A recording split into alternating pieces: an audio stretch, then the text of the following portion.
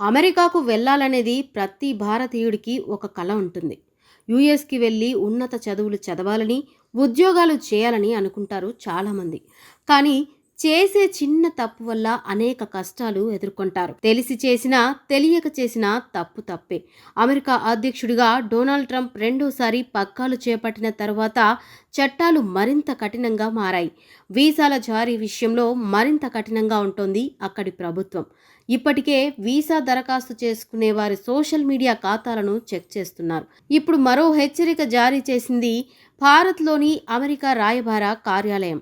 చోరీలు, దోపిడీలు లాంటి నేరాలకు పాల్పడేవారు అగ్రరాజ్యానికి వచ్చే అవకాశం లేకుండా శాశ్వత ఆంక్షలకు గురవుతారని వార్నింగ్ ఇచ్చింది. అమెరికాలో దాడులు, చోరీలు, దోపిడీలు వంటి నేరాలకు పాల్పడితే న్యాయపరమైన సమస్యలే కాదు, దానివల్ల వీసా రద్దయ్యే ప్రమాదం ఉందని యుఎస్ ఎంబసీ ట్వీట్ చేసింది.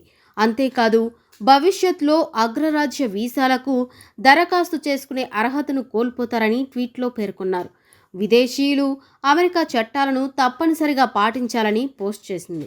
అసలు ఏం జరిగిందంటే, ఇటీవల భారత్కు చెందిన ఓ పర్యాటకురాలు ఇల్లినాయిస్ స్టోర్లో చోరీ చేస్తూ దొరికిపోయింది. ఇల్లినాయిస్లోని టార్గెట్ రిటైల్ స్టోర్కి వెళ్లిన యువతి దాదాపు 7 గంటల పాటు అక్కడే తిరుగుతూ కనిపించింది. అనుమానం వచ్చిన సిబ్బంది పోలీసులకు సమాచారం ఇచ్చారు.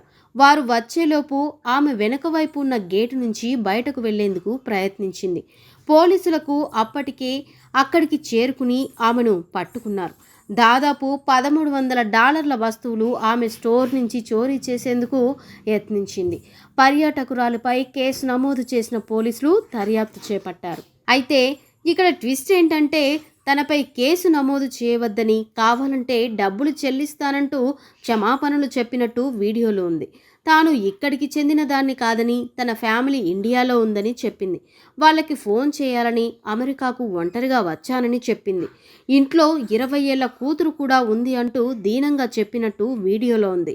ఇంతవరకు బాగానే ఉంది, కానీ దీనికి రెస్పాన్స్ అయిన అమెరికా లేడీ పోలీస్, దొంగతనం చేసి డబ్బులు చెల్లిస్తానంటే మీ దేశంలో ఒప్పుకుంటారా అని ప్రశ్నించారు.